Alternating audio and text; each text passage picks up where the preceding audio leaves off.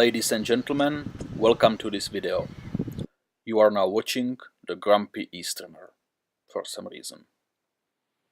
Today I will be talking about photographic enlargers.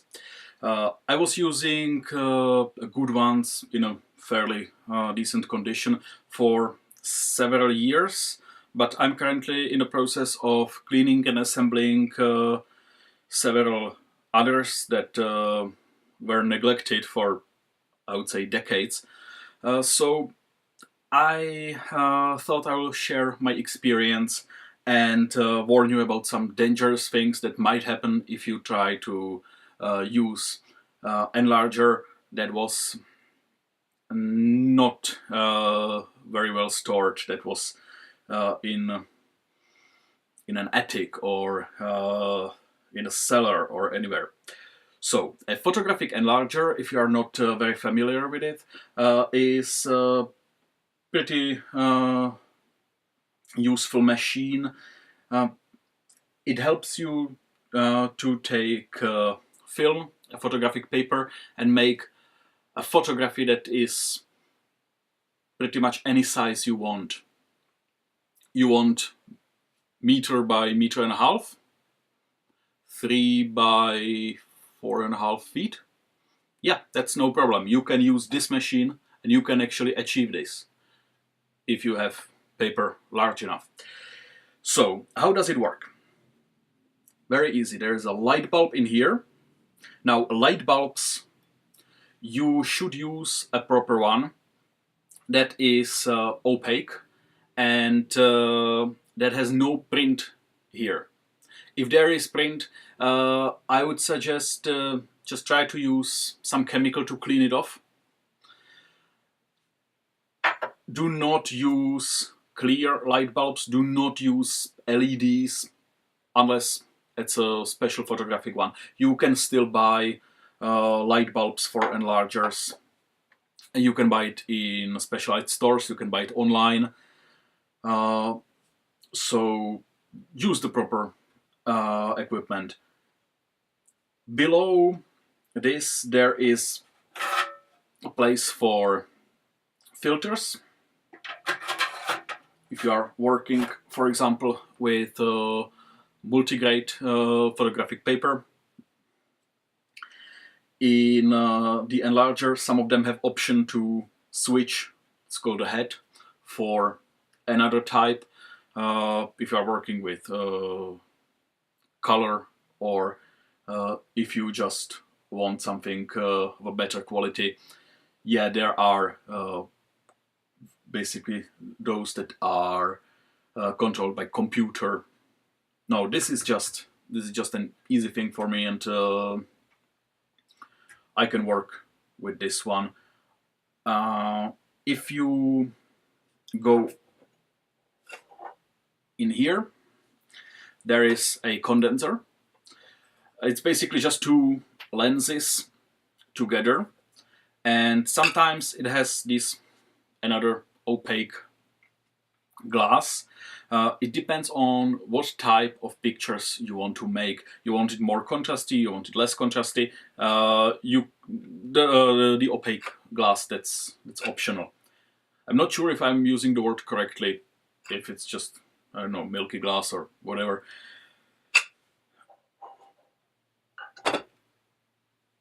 Below there is the space for the film holder itself.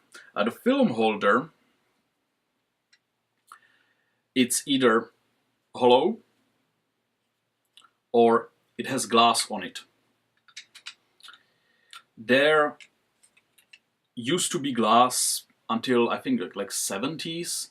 Then they switched to basically just hollow space, because the glass over the time it gets dirty, there are tiny scratches on it. I prefer the one with glass because I'm working with mid format, but with standard 35mm film you really don't need any glass. These tiny, it seems like hands, but That's for professional photographs that don't cut the film, they keep it in rolls. Because I tend to cut my film,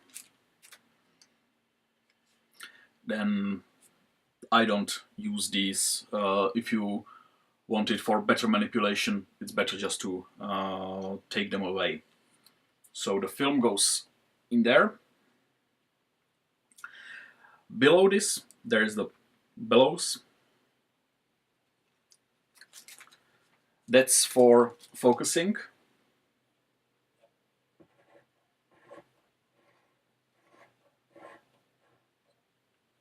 And here is the lens itself.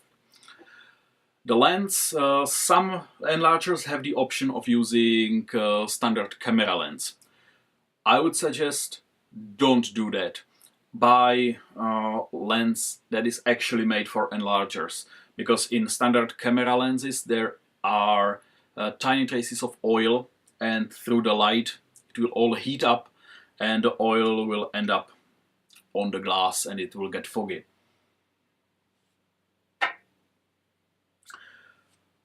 Under the lens there is usually red glass. Looks like this. If you have it there,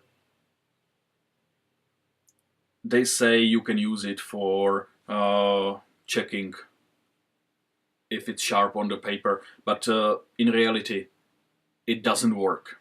Get rid of it. The enlarger itself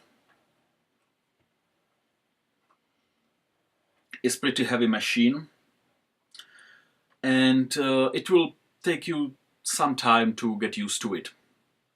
Anyway, I was cleaning some older ones. I think I should mention this as well. You don't put just the paper down here. Well, you can, but it's better to buy a frame. This one is actually, how old is it? Do we have date here? I don't know, 40 years old. And it was never touched by a human being. I unpacked it from a box. It was still covered in the original paper packaging. You can get these. Many people bought darkroom equipment decades ago and never used it, so it's fairly cheap, and I would suggest get one. It makes the work much easier. The enlarger itself, if it is in a condition like this, just check it somewhere safe. If the electricity works fine, then you should be okay. Check the lens for fog. Check if there is the proper light bulb. Disassembly and cleaning is always necessary. Over the time, dust collects, and you really need to get rid of all the dust. If you clean it properly, then it's much easier to make beautiful pictures. If you don't clean it properly, you put the film there and you see there are tiny specks of dust. Take it out, clean it, put it back in, and there are tiny pieces of dust again. So clean it and you can use it. But what happens if you have an older or more destroyed enlarger? This one is from the 50s. I disassembled it and I'm trying to put it back together, but it requires a lot of work and some spare parts. That's the head. This is where the light bulb goes. This is where the film goes.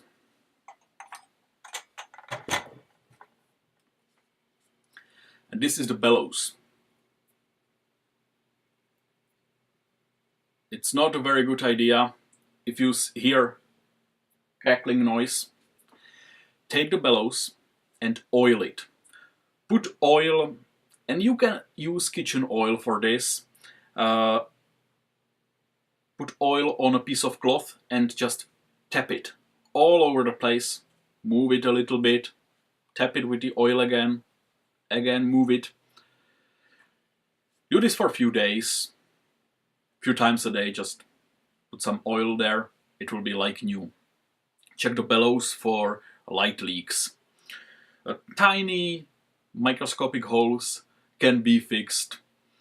If it's completely destroyed, you will probably need to get a spare part. Later types were made with rubber. Older ones, that's leather. Get rid of this thing. Completely useless. Just takes up space. Get rid of this.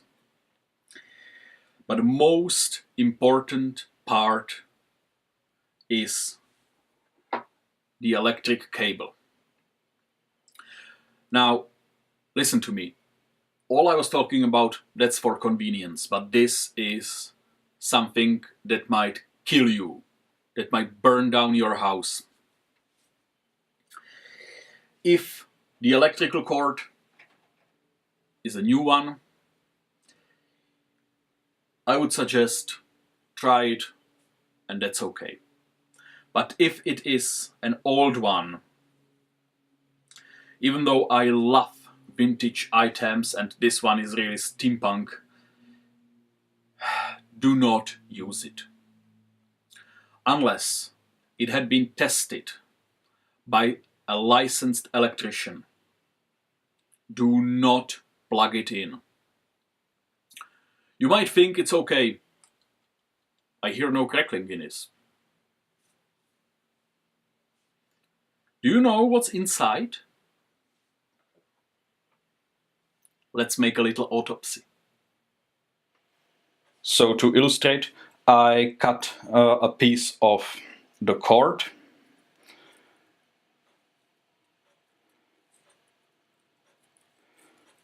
See the black stuff? See the tiny crumbles? That used to be the rubber insulation.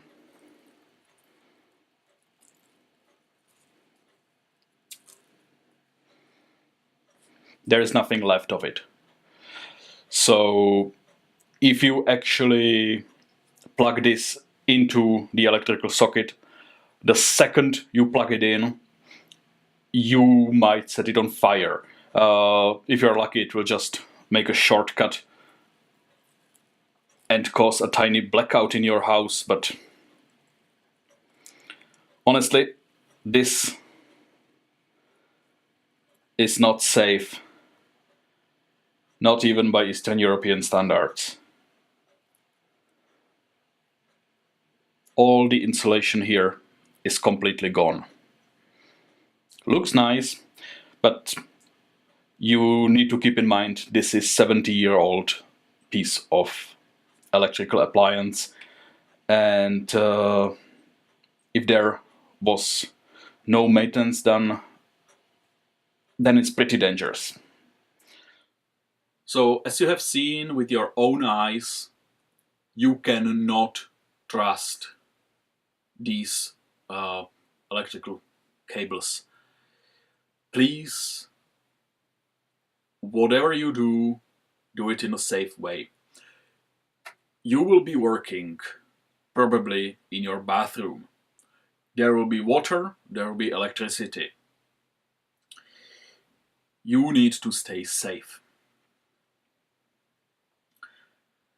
You might be wondering if this goes all the way up and it stops somewhere here.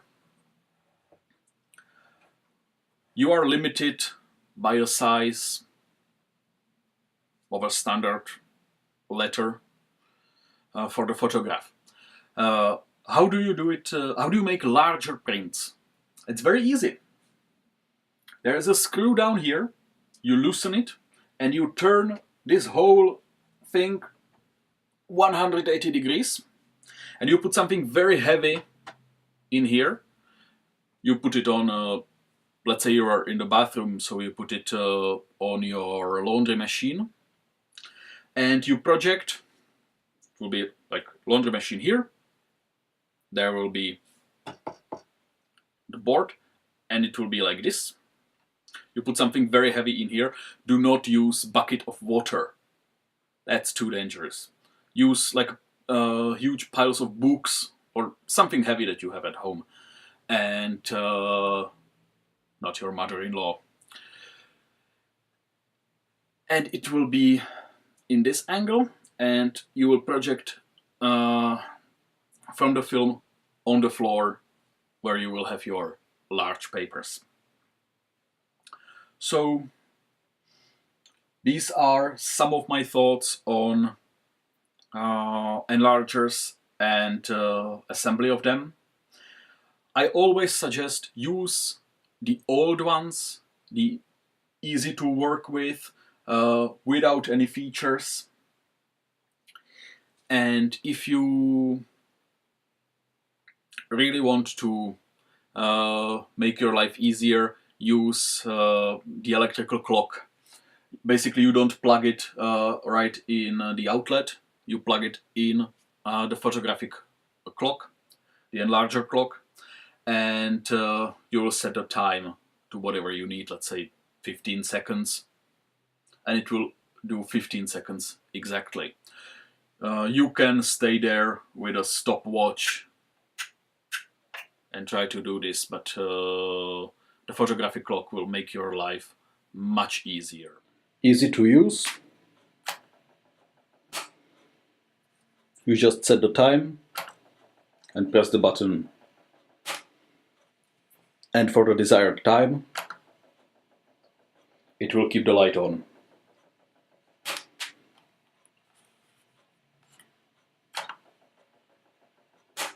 So these were some of the thoughts, and if you take anything away from this video, be careful. Be very careful. Thank you very much. See you.